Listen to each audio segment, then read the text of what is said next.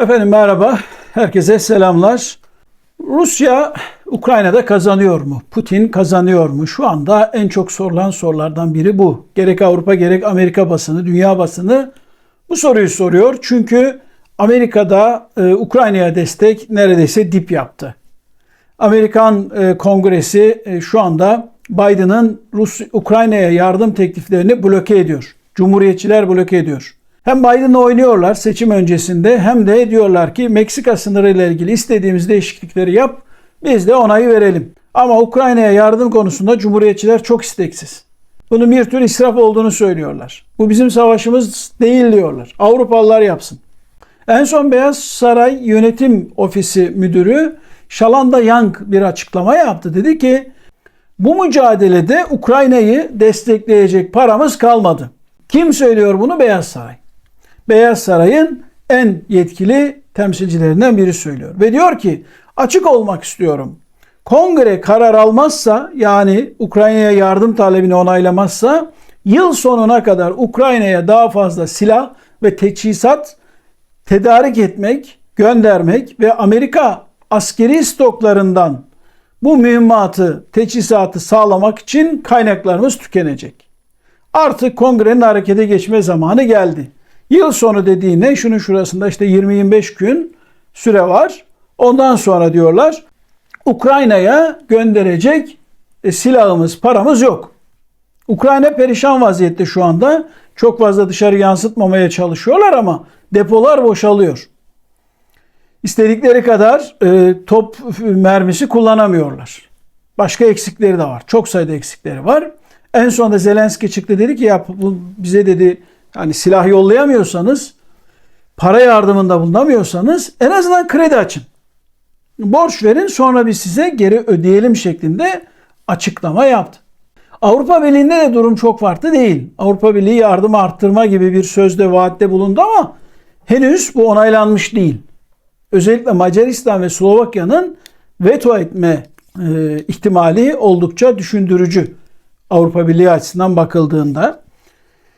Sahada da ciddi sorunlar var. Yani Ukrayna-Rusya cephesinde de ciddi sorunlar var. Ruslar tahkim ettikleri noktalardan geri gitmiyorlar. Ukrayna can havliyle, son bir çabayla hem Batı'yı da ikna etmek, etkilemek adına böyle Dnyepr'in karşısına geçmeye çalışıyor. Bir iki yerde geçti. Orada tutunmaya çalışıyor ama çok kayıp veriyorlar. Ve bu kayıplar Ukrayna nüfusu için bakıldığında, orantılandığında telafi edilebilir, yerine konulabilir kayıplar değil. Ama buna karşın Rusya daha çok kayıp veriyor. Özellikle Avdiivka'da on binlerce Rus askerinin öldüğü sanılıyor son 2 ay içerisinde. Ama Rusya'nın dediğim gibi kayıplarını yerine koyma gücü daha fazla. Üstelik de bunu kendi toplumunu çok rahatsız etmeden yapabiliyor. Çünkü niye? Hapishanelerden toplayıp getirdikleri, başka cumhuriyetlerden, başka ülkelerden gönüllü gelenler veya para için gelenler, Wagner benzeri yapılanmalardan dolayı Putin'in elini rahatlatıyor. İşin açıkçası şu anda Putin'in keyfi yerinde görünüyor. Özellikle İsrail Gazze'ye saldırdıktan sonra veya Hamas önce saldırıp sonra İsrail cevap verdikten sonra Putin çok rahatlamış görünüyor. Çünkü Batı dünyasının iki savaşı birden kaldıramayacağı düşüncesi Rusya'da hakim, Putin'de hakim. Gerçekten de kamuoyu baskısına, etkisine çok açık olan Avrupa ve Amerika kamuoyları iki savaşı birden götürmekte zorlanıyorlar. Şu anda özellikle Amerika tarafı İsrail'e odaklanmış vaziyette. İsrail'i kurtarmak, İsrail'e destek olmak, İsrail-Gazze çatışmasının sona ermesi onlar için çok daha öncelikli gibi duruyor. Ukrayna biraz unutulmuş gibi. Yani bir değişiklik olmazsa gerçekten Ukrayna'nın işi çok zor. Özellikle bu işi götüren, bu işin şampiyonluğunu yapan Amerika açısından bakıldığında Trump ve Cumhuriyetçiler sanki iktidara yürüyor gibi görünüyorlar. Ve onlar da Ukrayna'ya desteği birincil öncelik saymıyorlar. Birincil öncelik saymıyorlar ve Avrupa Birliği'nin de İngiltere'nin de Amerika'nın yerini ikame edebilmesi mümkün görünmüyor. Şu anda Zelenski gerçekten bir ümitsizlik içerisine girmiş vaziyette ve en son hamlesi aslında durumu çok iyi özetliyor. Ukrayna Devlet Başkanı Zelenski Rusya'yı durdurmak için savunma hatlarının güçlendirilmesi emrini verdi geçtiğimiz Perşembe günü. Ukrayna Devlet Başkanı Rus kuvvetlerini geri tutmayı amaçlayan geniş bir tahkimat ağının inşa edilmesini emretti. Ve Ukrayna'nın aylarca süren karşı taarruzunun yalnızca küçük kazanımlar sağlamasının ardından şimdi de savunma duruşuna geçişin sinyallerini verdi. Yani Ukrayna yaz boyunca sonbahar başında Rusya kuvvetlerine olanca gücüyle saldırıyordu. Batı'yı da etkilemek için tabii kendi çıkarı içinde. Ama şu anda gelinen noktada Zelenski ilerleyemiyorsak gerilemeyelim mantığıyla hareket ediyor. Ve Zelenski'nin Perşembe günü geç saatlerde yaptığı video konuşmasındaki mesajı Ukrayna'nın elindeki toprakları savunurken zorlu bir kışla karşı karşıya olduğunun ve topraklarının Rusya tarafından işgal edilen yaklaşık %20'sine karşı büyük ilerlemeler kaydedilmesi ihtimalinin çok düşük olduğunu açık bir kanıtı. Yani Ukrayna artık ilerlemesi mümkün değil. Yani şu anki şartlarda bir kere Mart ayına kadar hatta yaz ayına kadar ilerlemesi Ukrayna'nın mümkün görünmüyor. Yeni yardımların gelmesi lazım. Zaten kış aylarında bir taarruz Ukrayna için çok zor. Çok sert koşullar olmasından dolayı. Bir de Rusya enteresan bir iş yapıyor. Avdiivka'da biz bunu gördük. On binlerce insan kaybediyor. Bakhmut'tan daha fazla insan kaybetti. Ama saldırmaya devam ediyor. Ve Ukrayna şaşkın vaziyette. Bize zombiler gibi saldırıyorlar. Yani öldürüyoruz, bitmiyor arkası diye kendilerinin itirafları var. Ukrayna askerlerinin, subaylarının. Evet. Zelenski diyor ki bütün askeri komutanlara bir çağrıda bulundu. Bütün diyor yeraltı bomba sığınaklarını artırın.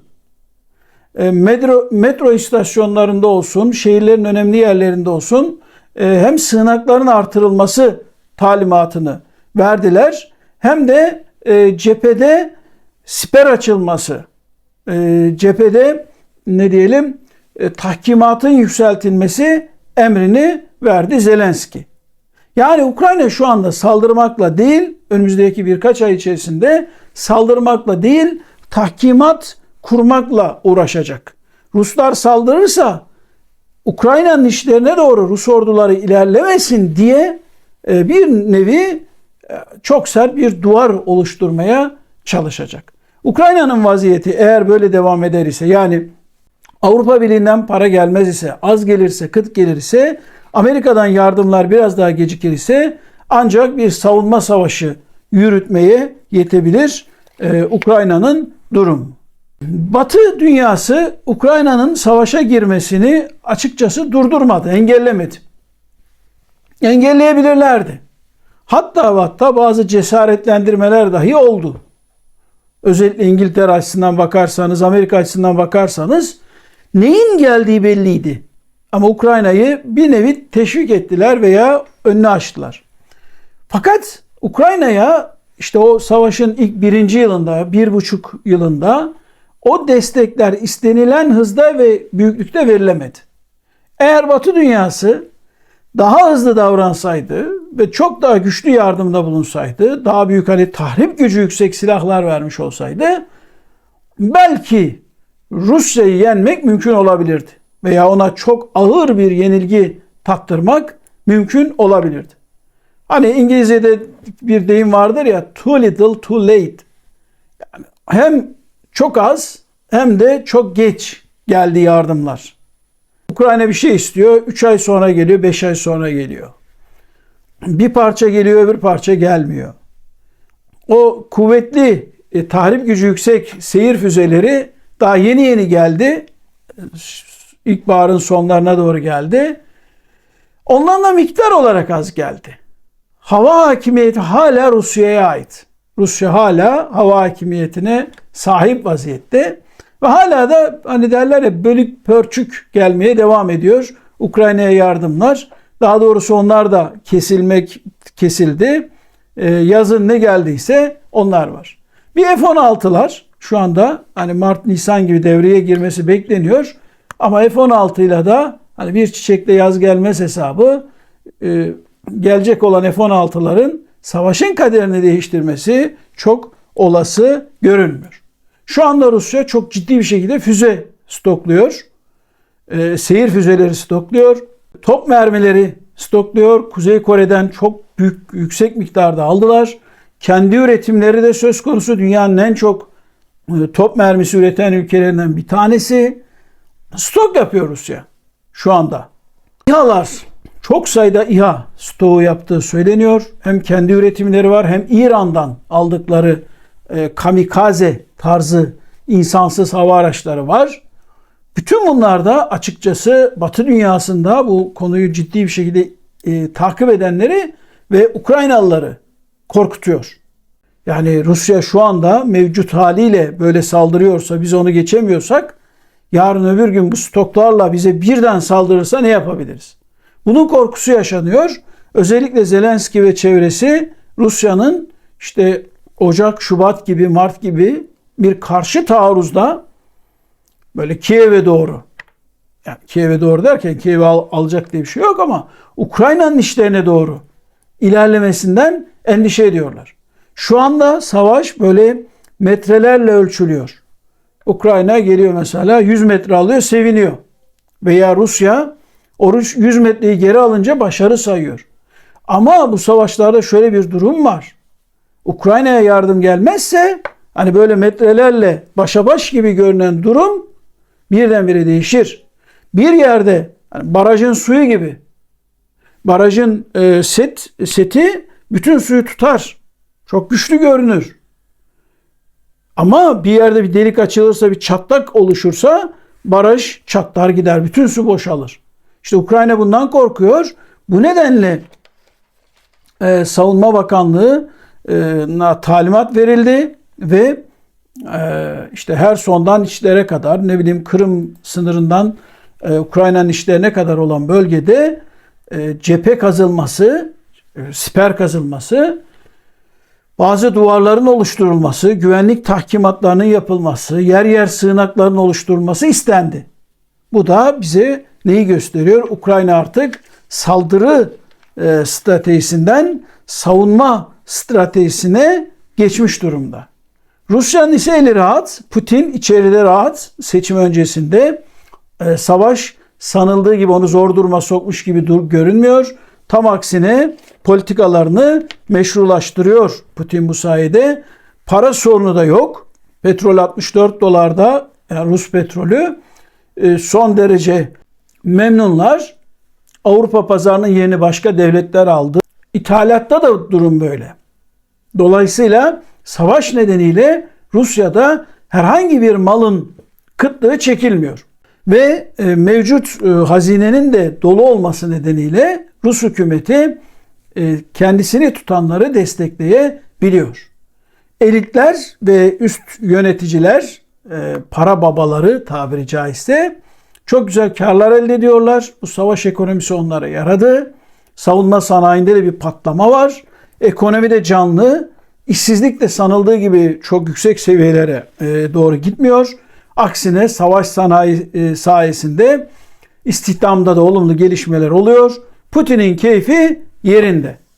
Öte yandan da Ukrayna'da Rusya durdurulamazsa Rusya'nın Avrupa işlerine gideceği kanaatinde olan Avrupa'da bazı aydınlar, siyasetçiler panik halinde ve kendi ülkelerini, kendi siyasetçilerini gaflet içerisinde olmakla suçluyorlar.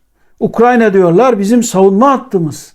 Orası çökerse önce Ukrayna gider, sonra sel suları gibi Rus askerleri, orduları Avrupa işlerine kayar. Üstelik bir Alman ordusu yok ortada. Almanya, Fransa, İngiltere. Bütün bu ülkelerin orduları Soğuk Savaş döneminin hemen sonlarında başlayan rehavetle Avrupa'ya savaşın gelmeyeceğini düşünmüşler. İnanın böyle Ukrayna-Rusya savaşı gibi bir savaşı yürütebilecek güçleri çok sınırlı.